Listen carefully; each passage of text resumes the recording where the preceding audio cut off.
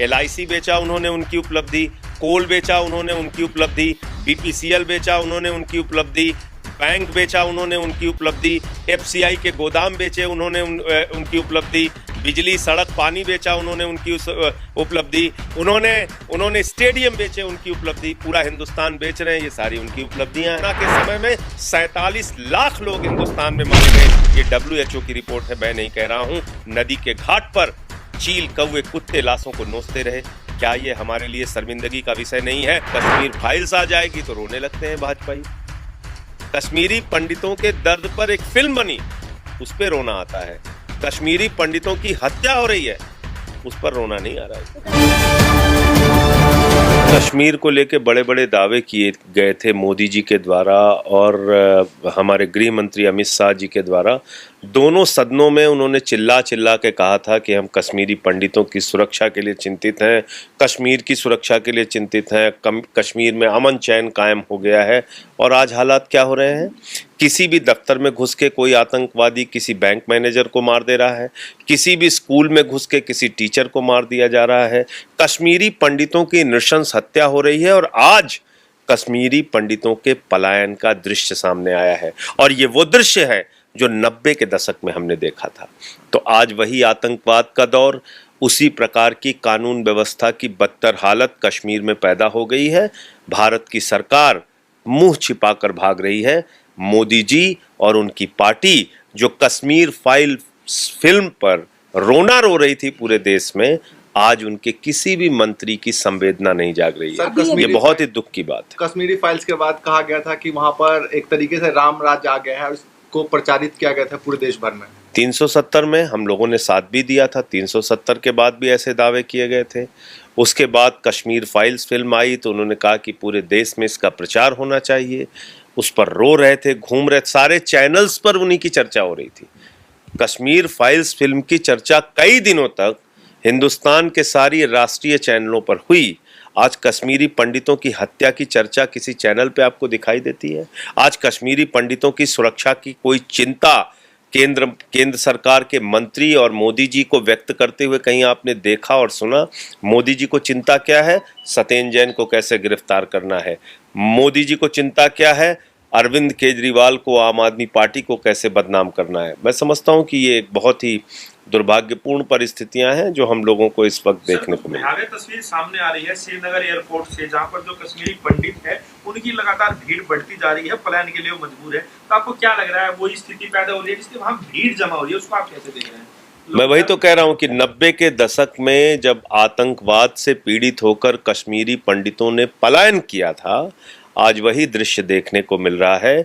ये बहुत ही दुखदाई, तकलीफदेह और पीड़ादायक दृश्य है कि कश्मीरी पंडित अपने ही देश में बेगाने हो गए, अपने ही देश में विदेशी हो गए और उनको अपने देश का एक हिस्सा छोड़कर भागना पड़ रहा है। टारगेट किलिंग को लेकर के आज ही गृह मंत्री अमित शाह जी ने बैठक की है, उसको लेकर के क्या कहते हैं? वो तो बड़े चिंतित हैं उसको लेकर के। तो बैठक करके नाटक करने में इनको महारत हासिल है। इस तरह के दावे, इस तरह की बातें, इस तरह की बैठकें हमने कई बार देखी हैं।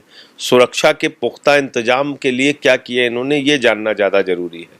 तो ये आपने देखा होगा कि जब 370 वहाँ पर हटाया गया था, उस समय भी ये कहा गया था कि कश्मीर में अमन चैन शांति बहाल हो जाएगी, तमाम लोग वहाँ पर जाके ज़मीनें खरीदेंगे, इंडस्ट्री लगाई जाएगी, रोजगार बढ़ेगा, पता नहीं क्या क्या दावे किए गए। कश्मीर फाइल के बाद बीजेपी अब पृथ्वीराज जो मूवी आ रही है उसके प्रचार में लग गई, तो आप कैसे?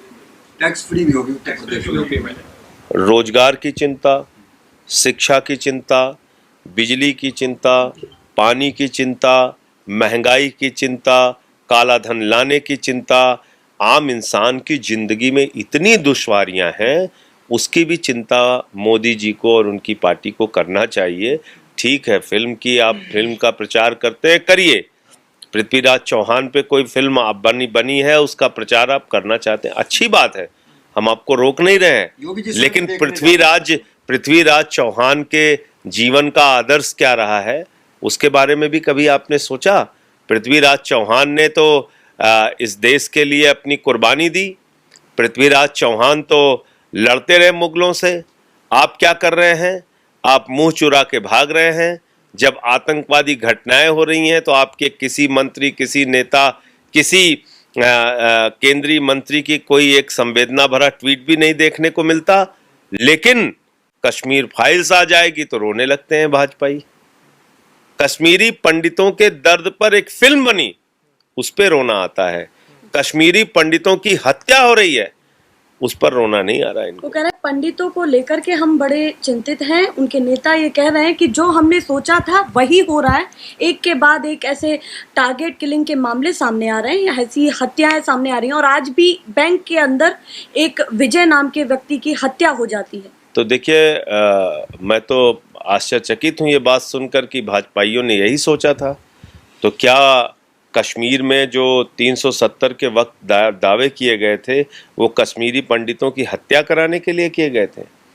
आतंकवादी घटनाओं को बढ़ावा देने के लिए किए गए थे? क्या वो दावे जो उस वक्त पार्लियामेंट के दोनों सदनों में गृह मंत्री जी ने किया था कि कश्मीर के अंदर अमन चैन बहाल हो जाएगा, रोजगार में वृद्धि होगी, कश्मीर तरक्की के रास्ते पे जाएगा, क्या और तमाम जो केंद्र सरकार की योजनाएं वहां लागू नहीं हो पाती वो लागू होने लगेंगी, क्या ये सारे वादे झूठे थे? सारे दावे झूठे थे? सारी बातें देश को गुमराह करने के लिए थी? ये मैं जानना चाहता हूं। ज्ञान व्यापी पर क्या कहेंगे आप, जो लगातार पिछले लंबे समय से चल ही रहा है और क्या रहेगी? देखिए, ज्ञान व्यापी हो, मथुरा हो, चाहे जितने भी मुद्दे हो, आज ये सारे मुद्दे सिर्फ और सिर्फ देश की जनता का ध्यान बटाने के लिए किया जा रहा है। आप मुझे बताइए, जब देश महंगाई से पीड़ित है, जब हिंदुस्तान में बेरोजगारी 45 वर्षों में सबसे अधिक हो गई मोदी जी के राज में, काला धन हिंदुस्तान से लाखों करोड़ रुपए लूटकर तमाम पूंजीपति छोड़कर विदेश भाग गए, ऐसे वक्त में जब हिंदुस्तान बांग्लादेश से भी नीचे चला गया भूख के मामले में, भूखमरी में हमने बांग्लादेश को भी पछाड़ दिया, ऐसे समय में बांग्लादेश से भी नीचे हम चले गए, ऐसे समय में क्या चिंता होनी चाहिए मोदी जी की सरकार को? ऐसे समय में क्या चिंता होनी चाहिए भारतीय जनता पार्टी की? मुझसे तो लोगों ने पूछा तो मैंने कहा कि हमारे प्रधानमंत्री जी का ये मास्टर स्ट्रोक है, हमको भूखमरी में इतना नीचे वो लेके जाएंगे, ऐसी हालत में पहुंचा देंगे। हम बांग्लादेश से भी नीचे इसलिए जा रहे हैं, हम बांग्लादेश से भी पीछे इसलिए जा रहे हैं कि कोई बांग्लादेशी घुसपैठिया हिंदुस्तान में आने ना पाए। ये मोदी जी का मास्टर स्ट्रोक है।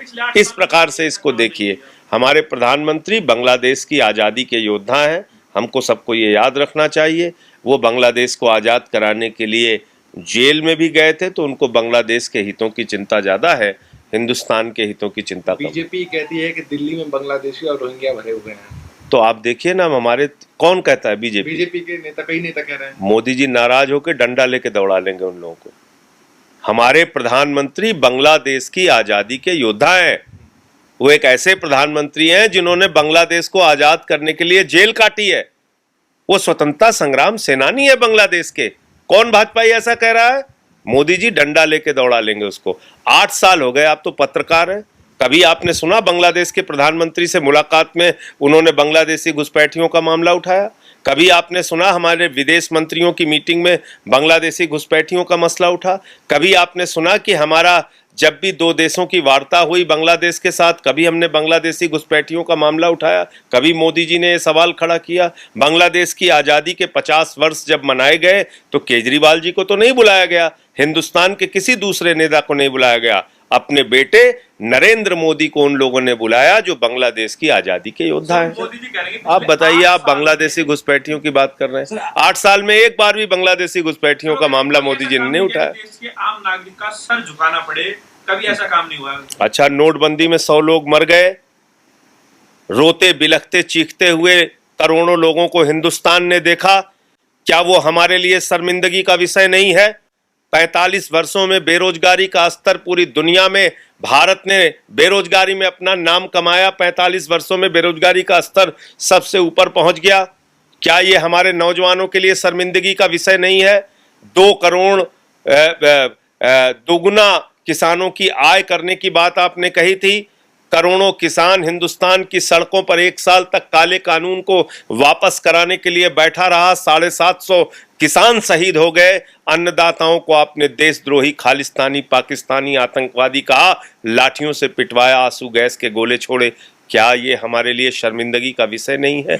जीएसटी का कानून लगाकर आपने हिंदुस्तान के छोटे बड़े व्यापार को खत्म करने का काम किया। क्या ये हमारे लिए शर्मिंदगी का विषय नहीं है? कोरोना के समय में 47 लाख लोग हिंदुस्तान में मारे गए। ये WHO की रिपोर्ट है, मैं नहीं कह रहा हूं। नदी के घाट पर चील, कौवे, कुत्ते लाशों को नोचते रहे। क्या ये हमारे लिए शर्मिंदगी का विषय नहीं है? महंगाई सर्वोच्चतम स्तर पे पहुंच गई हिंदुस्तान के अंदर। काला धन लूटकर 10.5 लाख करोड़ रुपए हिंदुस्तान का लूटकर चंद पूंजीपति बैठे हैं।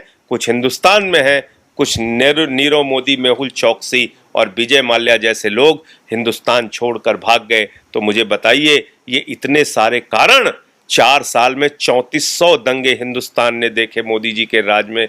इस देश के अंदर लिंचिंग जैसी घटनाएं मोदी जी के राज में हुई। भारतीय जनता पार्टी देश में नफरत फैलाने का काम करती है। क्या पहनेंगे, क्या खाएंगे, कैसे सोएंगे, कैसे रहेंगे, कैसे चलेंगे, कैसे बात करेंगे, ये बीजेपी तय कर रही है। हिंदुस्तान के अमन और चैन को बिगाड़ने का काम 8 साल के अंदर बीजेपी ने किया। क्या ये हमारे लिए शर्मिंदगी का विषय नहीं? सर, लगातार कैसे शर्मिंदा हुआ जाता है? भाजपाई इतने बेशर्म हैं कि उनके प्रधानमंत्री कहते हैं हमें तो शर्म आती ही नहीं, तो इसका मैं कोई इलाज नहीं कर सकता। इतनी समस्या है तो चुनाव कैसे जीत जाते हैं? लगातार देखिए, गुमराह करके, नफरत फैला के, इस देश को बांट के, इस देश को हिंदू मुसलमान में बांट के, फिर भी कितने लोग वोट देते हैं? 30%, 32%, कहीं 40%, कहीं कहीं जमानतें भी जब्त होती हैं। हमारे यशस्वी प्रधानमंत्री गए थे आंध्र प्रदेश में प्रचार करने। 2019 में चुनाव हुआ, 173 सीट पे आंध्र प्रदेश में इनकी जमानत जब्त हुई, 1% से भी कम वोट आया। हमारे यशस्वी प्रधानमंत्री पंजाब में गए चुनाव लड़ने, 73 सीटों पे चुनाव लड़े, समझौता करके चुनाव लड़े, 54 सीटों पे जमानत जब्त हुई। आज भी हिंदुस्तान के कई हिस्सों में, केरल में आप देख लीजिए, 41 साल में 1 सीट जीते, वो भी इस बार हार गए। लगातार इनकी जमानतें जब्त हो रही हैं, 0-0-0 आते। यही हाल तमिलनाडु में। तो इसलिए मैं कह रहा हूं आपसे कि भारतीय जनता पार्टी कहीं जीतती है, कहीं हारती है। चुनाव जीतने का अर्थ ये नहीं होता कि आपको महंगाई बढ़ाने का अधिकार मिल गया, आपको किसानों को आत्महत्या में झोंकने का अधिकार मिल गया, आपको बेरोजगारों को। आज याद कीजिए क्या हुआ हरियाणा के अंदर। एक नौजवान ने चिट्ठी लिखा कि बापू अगले जन्म में सेना में जाऊंगा, और उसने आत्महत्या कर ली। ये घटनाएं हो रही हिंदुस्तान में। सर, अंतिम सवाल, तो चुनाव जीतने का मतलब ये तो नहीं होता कि आप देश में कुछ भी चाहे करें, दंगे कराएं, फसाद कराएं, देश को बांटें। जी सर, अंतिम सवाल है। राष्ट्रीय पार्टी भाजपा ही ये कहती है कि इतनी उपलब्धियां हमारे पास हैं कि हो सकता है कि विपक्ष उनको गिन भी ना पाए। तो क्या 2024 तक आप उन उपलब्धियों को गिन पाएंगे या विपक्ष नहीं गिन पाएगा? देखिए, उनकी उपलब्धियां बहुत हैं हिंदुस्तान में। हम कहाँ कह रहे हैं?